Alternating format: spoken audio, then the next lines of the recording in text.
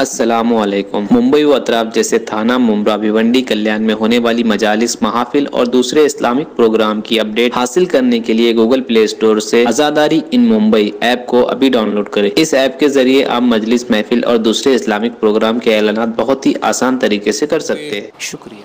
وَسِرْتُ أَنْظُرُ إِلَيْهِ وَإِذَا وَجْهُهُ يَتْلَى عَلَيْهِ كَأَنَّهُ الْبَدْرُ فِي لَيْلَةِ تَمَامٍ وَكَمَالٍ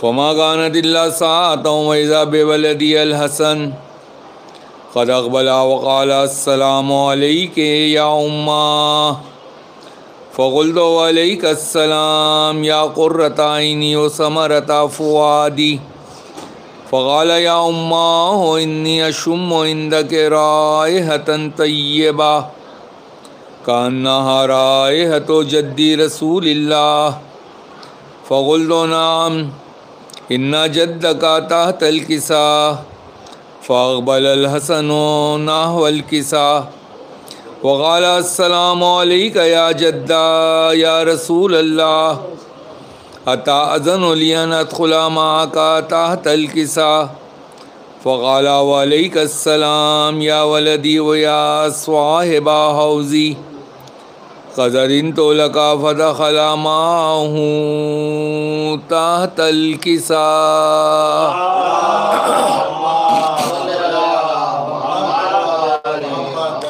فما كانت إلا ساعة وإذا بولدي الحسين قد أقبل وقال السلام عليك يا أمّا فقلت وعليك السلام يا ولدي ويا قرة عيني وثمرة فؤادي فقال لي يا أمّا إني أشم عندك رائحة طيبة كأنها رائحة جد رسول الله صلى الله عليه وآله فقلت نعم إن جدك وأخاك تحت الكساء فدنا الحسين نحو الكساء وقال السلام عليك يا جدّا السلام عليك يا من اختاره الله أتأذن لي أن أكون معكما تحت الكساء فقال وعليك السلام يا ولدي ويا شافع أمتي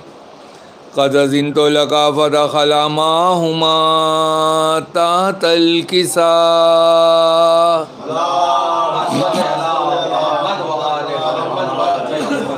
فأقبل عند ذلك أبو الحسن علي بن أبي طالب وقال السلام عليك يا بنت رسول الله فقلت وعليك السلام يا أبا الحسن ويا أمير المؤمنين فقال يا فاطمة إني أشم عندك رائحة طيبة كأنها رائحة أخي وابن أمي رسول الله فقلت نعم ها هو مع ولديك تحت الكساء فأقبل علي نحو الكساء وقال السلام عليك يا رسول الله أتأذن لي أن أكون معكم تحت الكساء قال له عليك السلام يا أخي ويا وسي وخليفتي وصاحب لوائي قد أذنت لك فدخل علي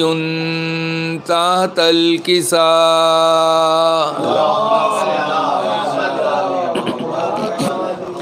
ثم أتيت نحو الكساء وقلت السلام عليك يا أبتا يا رسول الله أتأذن لي أن أكون معكم تحت الكساء قال وعليك السلام يا بنت ويا بزتي قد أذنت لك فدخلت تحت الكساء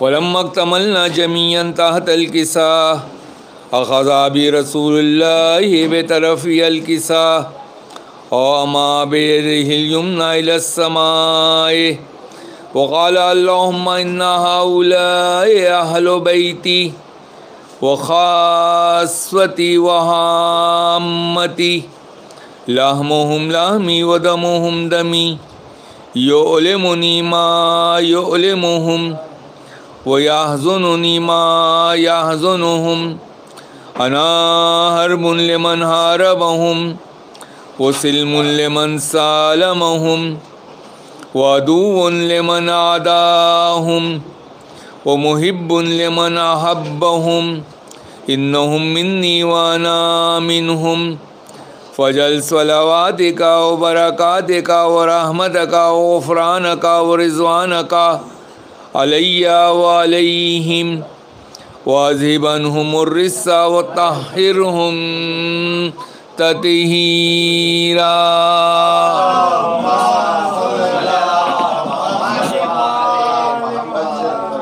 وقال الله عز وجل يا ملائكتي ويا سكان سماواتي إني ما خلقت سماء مبنية ولا أرضا مدهية ولا قمرا منيرا ولا شمسا مزيا ولا فلكا يدور ولا بحرا يجري ولا فلكا يسري إلا في محبة هؤلاء الخمسة الذين هم تحت الكساء.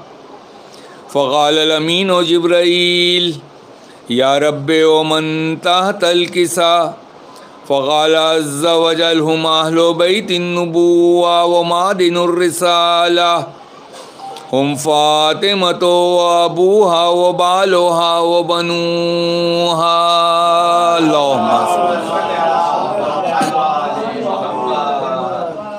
فقال جبرائيل يا رب أتأذن لي أن أهبط إلى الأرض لأكون معهم سادسا؟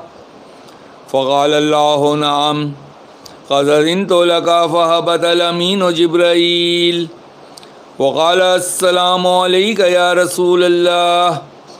العلي الأعلى يقرئك السلام ويخصك بالتحية والإكرام ويقول لك وعزتي وجلالي إني ما خلقت سماء مبنية ولا أرضا مدهية ولا قمرا منيرا ولا شمسا مزيا ولا فلكا يدور ولا بحر يجري ولا فلكا يسري إلا لأجلكم ومحبتكم وقد أذن لي أن أدخل معكم فهل تأذن لي يا رسول الله؟ فقال رسول الله وعليك السلام يا أمين وحي الله إنه نعم قد أذنت لك. فدخل جبرائيل معنا تحت الكساء.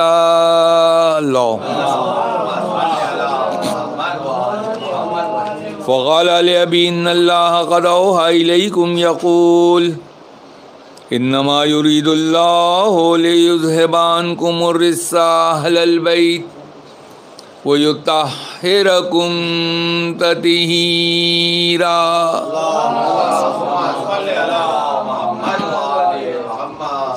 وقال علي لأبي يا رسول الله أخبرني ما لجلوسنا هذا تحت الكساء.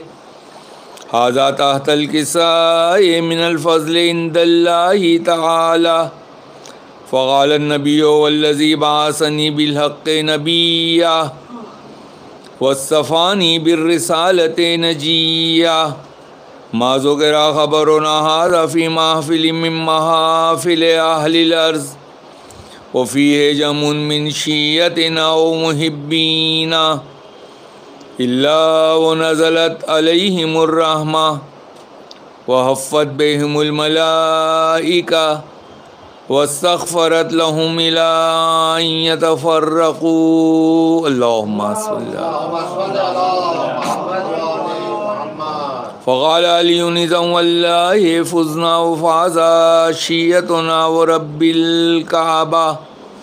فقال النبي ثانيا يا علي والذي بعثني بالحق نبيا واصطفاني بالرسالة نجيا ما ذكر خبرنا هذا في محفل من محافل أهل الأرض وفیہ جم من شیعتنا ومحبینا وفیہم مغموم اللہ وفرج اللہ ہمہ ولا مغموم اللہ وکشف اللہ غمہ ولا طالب حاجہ اللہ وقضى الله حاجة وقال علي نظا والله فزنا وصعدنا وكذلك شيعتنا فازوا وصعدوا في الدنيا والآخرة ورب الكعبة إن الله وملائكته يصلون على النبي یا ایہا الذین آمنوا صلوا علیہ وسلموا تسلیما صلی اللہ علیہ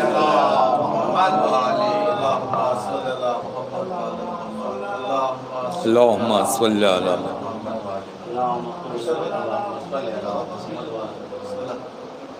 بر محمد وآل محمد صلوات اللہم صلی علی محمد وآل محمد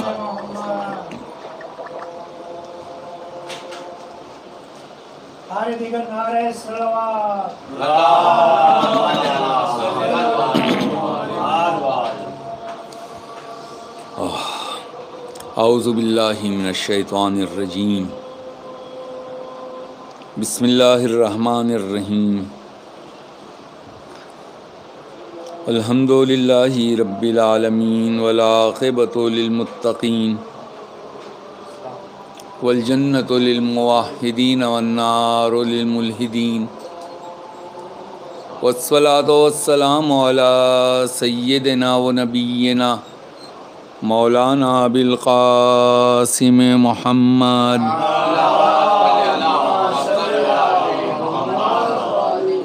وعلى آلہ الطیبین الطاہرین المعصومین المظلومین المیامین اما بعد فقد قال رسول اللہ صلی اللہ علیہ وآلہ وسلم ذکر علی عبادہ صلوات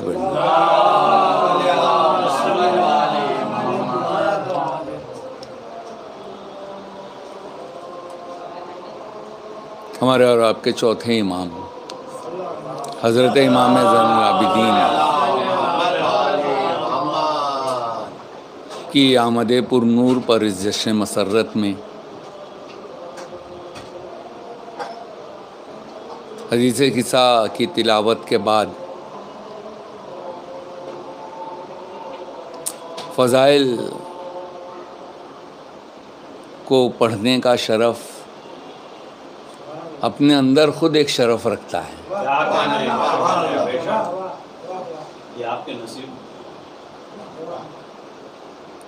اگر آپ تعصب کی نگاہ سے الگ ہٹ کے اگر انسان پیغمبر اکرم کی زندگی کا جائزہ لے، میں نے عمدن مسلمان نہیں کہا کہ صرف مسلمانوں کے نبی امام نہیں آئے تھے، اگر تمام انسان خلاق کائنات کے تمام مخلوق مل کر پیغمبر اسلام کی حیات طیبہ کا بغیر تعصب کے جائزہ لے تو صرف ایک ہی نتیجہ نکلے گا کہ پیغمبر اکرم کی پوری زندگی مدحت محمد و آل محمد میں گزری ہے۔ یہ تو اپنے علم کا روب جھاڑنے کے لیے تفاسیر میں، آیات میں، روایات میں، احادیث میں لوگوں نے لوگوں کو الجھانے کی کوشش کی ہے، ورنہ آپ یقین جانیے تمام تعلیمات پیغمبر اکرم کا خلاصہ یہی ہے، یا تو ان سے محبت کرو یا ان کے دشمنوں سے بیزاری اختیار کرو۔ صلوات بھیج دیں محمد و آل محمد۔ اور جس علی کے لیے فرمایا ہو کہ اس کا ذکر عبادت ہے، اور جو علی زین العابدین ہے ہو، اس کا ذکر کتنا درجہ فضیلت رکھتا ہوگا، آپ یہ بتائیے۔ ہمارے وہاں المیہ یہ ہے کہ امام حسین علیہ السلام مولائے کائنات اور امام حسن علیہ السلام کے علاوہ ہمارے بچوں اور نوجوانوں کو 12 امام علیہ السلام کی مکمل سوانح حیات اور ان کی تاریخ اور حیات طیبہ کے مختلف روشن پہلوؤں سے جاننے کے لیے کوتاہی برتی جاتی ہے۔ مثلا جس عظیم امام میں حقہ کی نسبت سے اس فرش مسرت پر آپ تشریف فرما ہیں، ان کے لیے پوری دنیا میں کربلا کی حیات، کربلا کے بعد کی حیات، کربلا سے پہلے اور آپ کی شہادت کے بعد کے حالات زیادہ تر پردہ اخفاء میں رکھے گئے۔ اور جو کربلا سے متعلق باتیں سامنے آئی اس میں بھی گریہ، مجلس، اشک عزا، سیل رواں، کربلا کو یاد کرنا، اپنے بابا کو، اچھے سب اچھا ہے، لیکن وہ خدمات جو چوتھے امام علیہ السلام نے قید میں رہ کے صعوبتیں برداشت کر کے وہ حکمت، وہ تدبر، وہ تفکر جو آپ نے اس سخت مصیبتوں میں بھی کیا، اس کو بھی یاد کرنا ضروری ہے یا یاد کروانا ضروری ہے،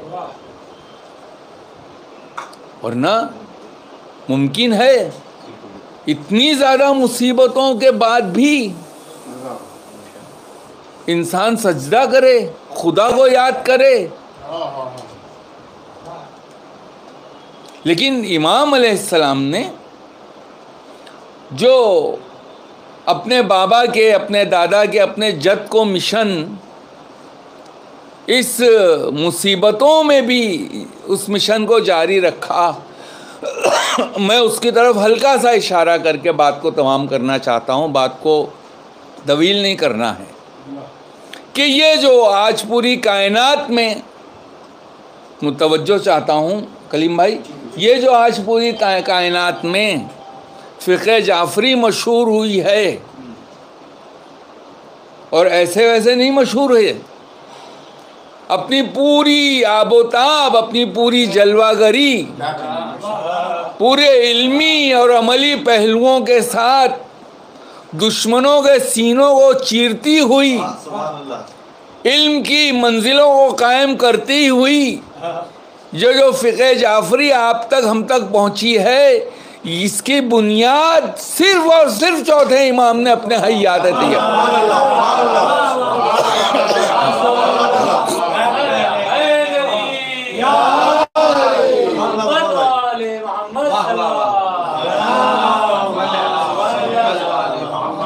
سید سجاد صرف گریہ نہیں کرتے تھے، سید سجاد صرف ماتم نہیں کرتے تھے،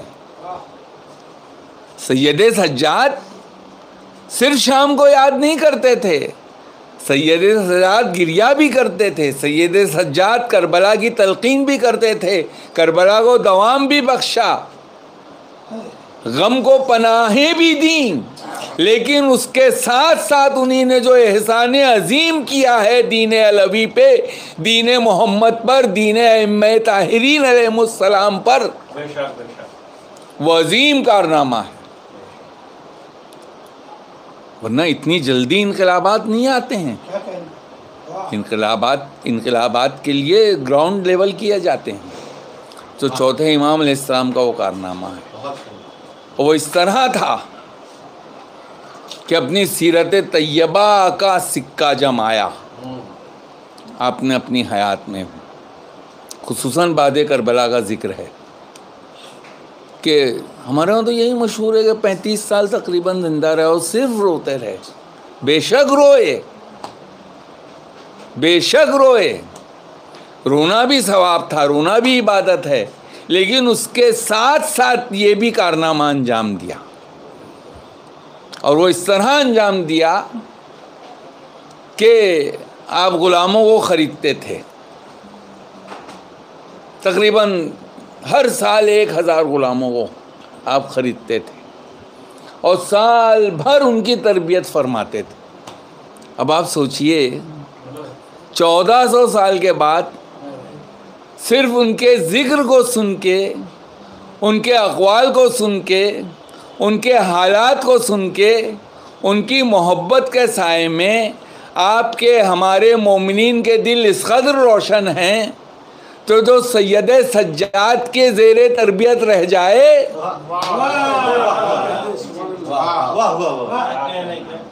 پھر وہ غلام نہیں رہے گا، وہ پھر غلام نہیں رہے گا، اپنے زمانے کا جابر ابن حیان کہلائے گا۔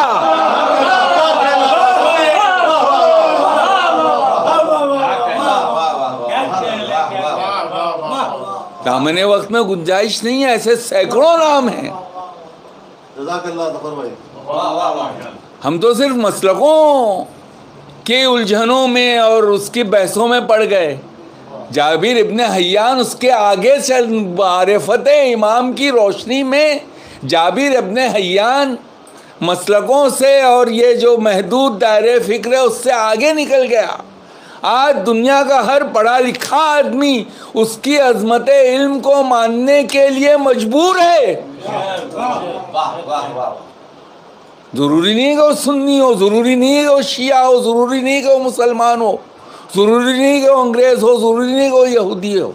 ہر انسان، ہر پڑھا لکھا انسان، دنیا کی کون سی ایسی لائبریری نہیں ہے جس میں جابر ابن حیان کی لکھی ہوئی کتاب نہ پائی جاتی۔ یہ کارنامہ ہے چوتھے امام۔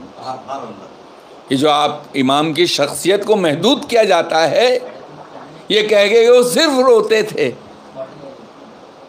روتے نہیں تھے، اپنے اشکوں سے نور کے سے دنیا کو منور فرماتے تھے۔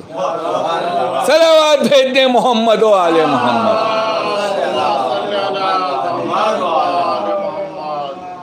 اپنے اشک عزا کے نور سے حسینیت کو فروغ دیتے تھے، علمیت کے ساتھ، معرفت کے ساتھ، وجدان کے ساتھ، عرفان کے ساتھ۔ تب جابر جیسے شخصیتیں پیدا ہوئی، تو ہر سال 1000 غلاموں کو خرید فرماتے تھے اور ان کی تربیت کرتے۔ میں نے آپ سے فرمایا 1400 سال کے بعد جب نور میں اتنی جاذبیت اور محبت میں اور مودت میں اتنی کشش ہے، تو جو امام کے روبرو ہو کے تعلیم حاصل کر لے وہ کس مقام پہ ہوگا۔ اور اس کے بعد جب رمضان المبارک کا مہینہ آتا تو سب کو جمع کرتے، اللہ اکبر، اور ان سے کہتے کہ رمضان کا مہینہ ہے، مغفرت کا مہینہ ہے، معافی کا مہینہ ہے، میں تم سے معافی مانگتا ہوں کہ میں نے تمہاری دیکھ بھال میں کوئی کوتاہی ہو تو۔ یہ تربیت تھی، امام میں معافی نہیں مانگ رہے ہیں، یہ غلاموں کو آقا نوازی کے طریقے سکھا رہے ہیں۔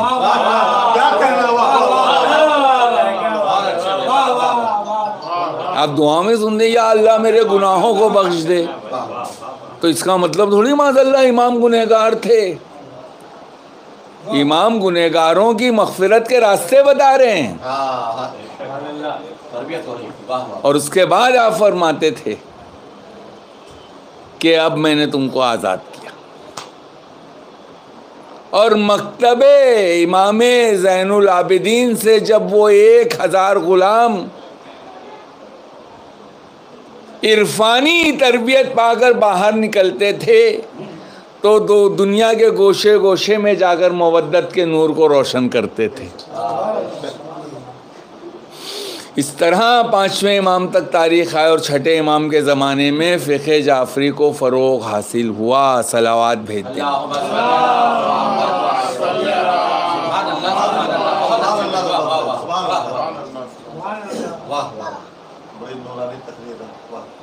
چوتھے امام ایک نور کا سلسلہ ہے. میں اکثر کہتا ہوں کہ ان کے چاہنے والوں کی زندگی میں، ان کے قول میں، ان کی طرز میں، ان کی حیات میں، ان کی فکر میں، ان کے جذبات میں، ان کے خیالات میں، ان کے دل میں، ان کے دماغ میں، ان کی عادات میں، ان کے اطوار میں بھی نور ہونا چاہیے. اس لیے کہ اگر پتھر بھی متمسک ہو جاتا تھا تو نورانی ہو جاتا تھا. ہم تو جاندار ہیں، ورنہ یہ حجر اسود نہیں ہے. یہ جو سیاہ قلب رکھنے والے لوگ ہیں، قرآن نے کہا جن کو کہ ان کے دلوں پر تالے لگ گئے ہیں، ان کے دل سیاہ ہو گئے ہیں، یہ وہ لوگ ہیں حجر اسود کو ماننے والے. ہم تو حجر ابیض کے ماننے والے ہیں. ابیض سفید کو کہتے ہیں، اسود کالے کو کہتے ہیں. یہ حجر اسود نہیں تھا. یہ لوگوں نے اتنا مس کیا، اتنا جیسے آپ کے مصلی پہ بلا تشبیہ ہو جانے میں اس پہ وہ صدیقہ کا رنگ وہ ہو جاتا ہے، تو یہ حجر اسود کے ساتھ بھی یہ لمحہ ہوا.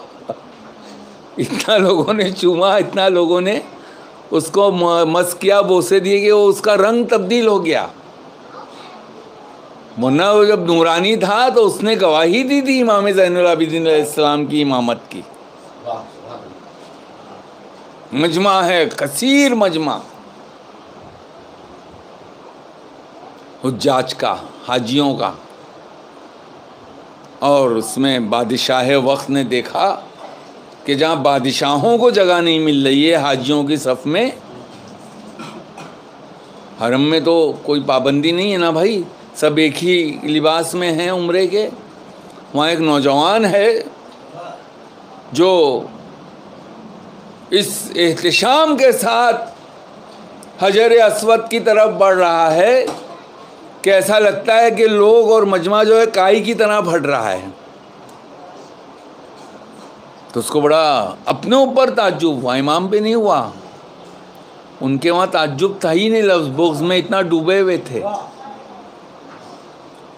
کیونکہ تعجب کے بعد استفہام کی منزل آتی ہے، استفہام کے بعد مشاہدہ پیدا ہوتا ہے، تو وہاں تو وہ جذبے ہی نہیں تھے. تو اس کو اپنے اوپر تعجب ہوا کہ ہم بادشاہ ہیں، ہمارے پاس اثر ہے، ہمارے پاس رسوخ ہے، لوگ ہمارے سامنے جھکتے ہیں، یہ نوجوان کون ہے؟ تو اس نے تعجب کا اظہار کیا اور اس کے زبان سے یہ جملے نکلے، یہ کون ہے؟ تو وہیں پہ مولا کا، کیونکہ مذہب مدحت ہے، شاعروں کو پڑھنا ہے اس لیے میں ذکر کر رہا ہوں. ایک شاعر اہل بیت کھڑا ہوا تھا، اس نے فی البدیع قصیدہ پڑھا. ارے تو نہیں جانتا ہے؟ ان کو حرم کی زمین جانتی ہے، ان کو حجر اسود جانتا ہے، ان کو ہل جانتا ہے، ان کو حرم جانتا ہے. اس کے بعد کہا کہ یہ حضرت امام زین العابدین علیہ السلام.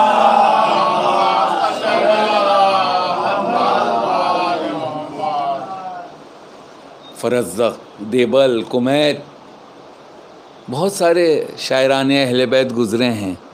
ہم لوگ کو تو چاہیے جب کلام کہنے بیٹھے تو ان کے نام پہ فاتحہ پڑھیں، نظر دیں کہ تھوڑا سا صدقہ ذکر کا اور تخیلات کا اور شاعری کا ذرا سا ڈھنگ عطا کر دیں.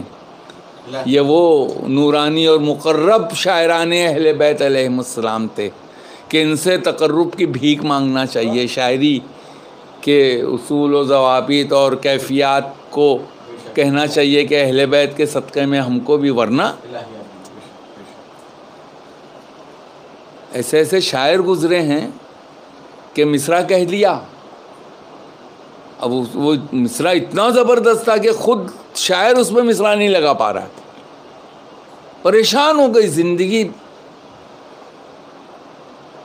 جب وہ مجبور ہو گیا، شاعر بے بس ہو گیا، تو مولا کائنات کے ذریعے اقدس میں جا کے وہ مصرع ڈال دیا. مولا آپ ہی مدد فرمائیں. آپ یقین جانیے اسی پرچی پر شعر پورا ہو، مکمل ہو گیا، واپس آ. یہ ہیں شاعران اہل بیت. یہ تھوڑی وہ پہلے پڑھ لیا، ہم پڑھے ان کے نام کے آگے یہ لکھ دیا. یہ سب بیماریاں ہیں جو تقرب کو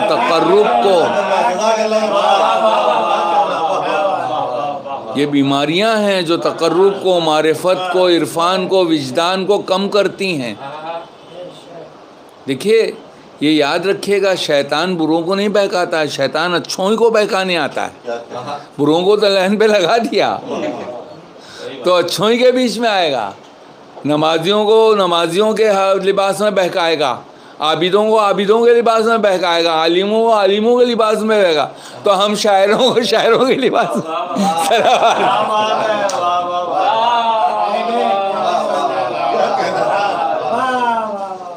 بہت اچھے بھائی، سبحان اللہ سبحان اللہ۔ پہلی نیت اہل بیت علیہم السلام کے دربار میں شاعری کی پہلی یہ نیت ہونا چاہیے کہ میں صرف اور صرف، جیسے ہم آپ نماز کے لیے نیت کرتے ہیں نا، فی سبیل اللہ، صرف اور صرف میں امام کی قربت کے لیے، امام کی محبت میں، شہزادی کی محبت میں یہ شعر کہہ رہا ہوں، یہ نیت ہونا چاہیے۔ اب اگر جو واہ واہ کر رہے ہیں، سبحان اللہ کر رہے ہیں، وہ ان کو ثواب مل رہا ہے، بی بی ہم کو دیں گی ثواب، بی بی ان کو بھی دیں گی ثواب جنہوں نے، کیونکہ شعر سن کے خاموش بیٹھنا بھی گناہ ہے، جرم ہے۔ اگر ایک بچہ بھی پڑھ رہا ہے تو ہم کو اس کی داد و تحسین دینا ہے، یعنی اس ذکر سے جو منسلک ہو جائے، بھلے وہ نام بدلے ہوئے ہوں، عہدے بدلے ہوئے ہوں، وہ ناظم ہو کہ عالم ہو کہ شاعر ہو کہ بچہ ہو، ہم کو اس کی داد دینا ہے۔